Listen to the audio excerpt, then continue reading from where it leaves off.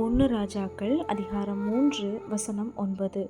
ஆகையால் உமது ஜனங்களை நியாயம் விசாரிக்கவும் நன்மை தீமை இன்னதென்று வகையறுக்கவும் அடியேனுக்கு ஞானமுள்ள இருதயத்தை தந்தருளும். நேத்திக்குள்ள கண்டினியூவேஷனை தான் இன்னைக்கு நம்ம பார்க்க போகிறோம். நேத்திக்குள்ள வீடியோ நீங்கள் கேட்கல அப்படின்னா அதை போய் கேளுங்க. கண்டிப்பாக அது உங்களுக்கு பிரயோஜனமாக இருக்கும்.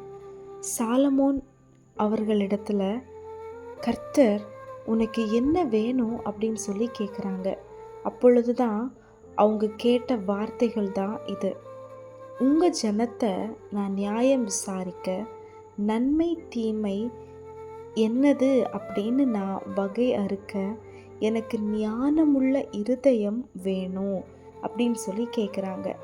அடுத்த வசனத்தில் கர்த்தர் சொல்லுகிற வார்த்தை, ஆண்டவருடைய பார்வைக்கு சாலமோன் அவங்க கேட்ட அந்த விண்ணப்பம் உகந்த விண்ணப்பமாக இருந்தது.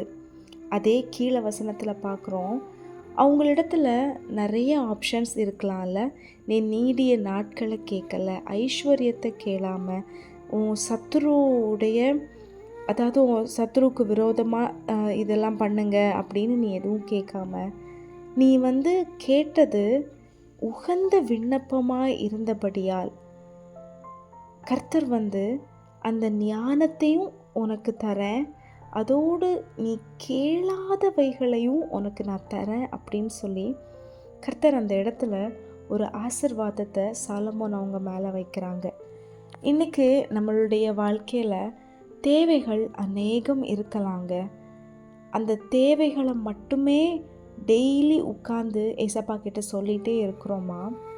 இல்லைனா ஏசப்பா நீங்கள் எனக்கு தந்தது அதிகம், எனக்கு நிறைய தேவைகள் இருக்குது, ஓகே அந்த தேவையெல்லாம் நீங்கள் பார்த்துப்பீங்க, ஓகே, ஆனால் நீங்கள் எனக்கு செய்தது எனக்கு தந்தது அதிகம்ப்பா, உங்களுக்கு நன்றி அப்பா அப்படின்னு நம்ம சொல்கிறோம். அப்படி நம்ம சொல்லணும்னு ஏசப்பா விரும்புகிறாங்க. ஏசப்பாவுடைய பார்வையில் நம்ம உகந்த விண்ணப்பங்களை ஏறெடுக்கணும்னு ஏசப்பா விரும்புகிறாங்க. கர்த்தர் எனக்கு தந்த ஆசீர்வாதங்களை நான் ஒழுங்காக எடுத்துகிட்டு போகணும், அதுக்கு தேவையான ஞானத்தை அப்பா எனக்கு தரணும். இது நம்மளுடைய டெய்லி ஜெபமாக இருக்கணும். கர்த்தர் விரும்புகிற உகந்த விண்ணப்பங்களை நம்ம ஏறெடுக்கும் பொழுது நம்ம கேளாத ஐஸ்வர்யத்தையும் மகிமையையும் அப்பா நமக்கு சேர்த்து தருவாங்க. அப்போ தேவைகளை எதுவுமே கேட்கக்கூடாதா அப்படின்னா இல்லை. நம்மளுடைய ஆசைகள், நம்மளுடைய தேவைகள் எல்லாமே ஆல்ரெடி ஏசப்பாவுக்கு தெரியும். பட் இருந்தாலும் நம்ம ஏசப்பா கிட்ட எனக்கு என்னென்ன தேவை இருக்குது ஏசப்பா, எனக்கு இப்படி என்ன ஆசைகள் இருக்காப்பா, ஆனாலும் உங்கள் பாதத்தில் நான் வைக்கிறேன், என்னுடைய ஆசைகள் இருக்குது, ஆனால் அது உங்களுக்கு சுத்தமாக இருந்தால் இதை எனக்கு வாய்க்க பண்ணுங்க, இதெல்லாம் எனக்கு இந்த மாதத்தில் தேவை இருக்குது, என்னுடைய தேவையெல்லாம் எனக்கு நீங்கள் சந்திங்க, தேவ கிருபை மனுஷ தயவுகளை எனக்கு ஏற்படுத்திட்டாங்க. இப்படி நம்ம ஜெபிக்கிறது தவறு கிடையாது. ஆனால் அதை மட்டுமே ஒரு ஜெபமாக எனக்கு இது வேணும் அது வேணும் இதை தாங்க அதை தாங்க அப்படி நம்ம லிஸ்ட்டு போடக்கூடாது. அது ஒரு அன்பில் ஏசப்பா அப்படின்னு கூப்பிட்டு, எனக்கு இதெல்லாம் ஆசை இருக்குப்பா, எனக்கு இதெல்லாம் தேவை இருக்குப்பா, நீங்கள் பார்த்துக்கோங்க அப்படின்னு சொல்லிவிட்டு அதோடு நம்ம விட்டுறணும். ஏசப்பா சூப்பராக பெஸ்ட்டாக அழகாக உங்களுக்கு பண்ணி தருவாங்க. அண்ட் கண்டிப்பாக நீங்கள் இப்போ இருக்கிற சூழ்நிலைகள் மாறும். நீங்கள் கனவாக நினைத்த அநேக விஷயங்கள் ஏசப்பா நினைவாக்கி உங்கள் கைகளில் தருவாங்க. உங்களுக்கு வாக்கு பண்ணின எல்லா வார்த்தையையும் ஏசப்பா உங்கள் வாழ்க்கையில் கண்டிப்பாக நிறைவேற்றுவாங்க.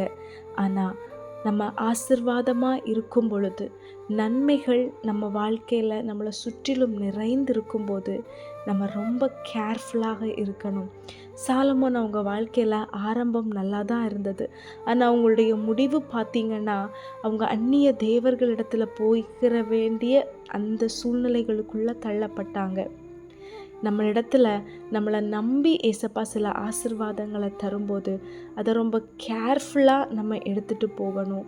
ஏசப்பாவுக்கு கஷ்டப்படுத்துகிற மாதிரி, ஏசப்பாவுக்கு பிரியம் இல்லாத எதையும் நம்ம செய்யாதபடிக்கு எவ்வளவு ஆசிர்வாதங்கள், நன்மைகள், உயர்வுகள் நம்ம வாழ்க்கையில் வந்தாலும் நம்மளுடைய ஆரம்பத்தை, நம்ம கடந்து வந்த அந்த பாதைகளை மறக்காமல் உண்மை உள்ளவர்களாக கடைசி வரைக்கும், நம்மளுடைய ஜீவன் இந்த உலகத்தில் இருந்து போகிற வரைக்கும் ஒரு சாட்சியுள்ள ஒரு வாழ்க்கை வாழணும். அதுக்கு கூட ஏசப்பா தான் நமக்கு ஹெல்ப் பண்ணுவாங்க. அதை கூட இப்போவே நம்ம ஏசப்பா கிட்ட சொல்லலாம், ஏசப்பா ஒரு நாள் கண்டிப்பாக என் வாழ்க்கை மாறும், நீங்கள் எனக்கு சொன்னதெல்லாம் செய்வீங்க, ஒரு பெரிய ஒரு இடத்துல நான் போய் இருப்பேன், என்னை வச்சு நீங்கள் பெருசாக செய்வீங்க, எனக்கு தெரியும்.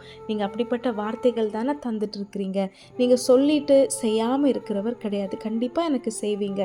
ஆனால் அதெல்லாம் என் வாழ்க்கையில் நடக்கும்போது ஒரு நாளும் நான் உங்களை மறந்துடக்கூடாது. இதில் எதுவுமே நான் முயற்சி பண்ணி வரல, எல்லாமே ஏசப்பா தான் எனக்கு தந்தாங்க அப்படிங்கிறத ஒரு நாளும் நான் மறந்துடக்கூடாது. எனக்குள்ள பெருமையான எண்ணங்கள் வந்துடக்கூடாது. எப்போவும் நான் தாழ்மையாக இருக்க, ஜெபத்தில் தரித்திருக்க எனக்கு ஹெல்ப் பண்ணுங்கப்பான்னு ஒவ்வொரு நாளும் நம்ம ஜெபங்களை ஏறெடுக்கணும். கர்த்தர் இப்படிப்பட்ட விண்ணப்பங்களில் பிரியமாய் இருக்கிறார். உங்களுடைய விண்ணப்பத்திற்கு கர்த்தர் சீக்கிரமாய் பதில் தருவாங்க. நீங்கள் இப்படிப்பட்ட உகந்த விண்ணப்பங்களை ஏறெடுக்கும் பொழுது நீங்கள் கேளாத ஐஸ்வர்யத்தையும் மகிமையையும் கர்த்தர் உங்களுக்கு தந்து உங்களை ஆசிர்வதிப்பாங்க.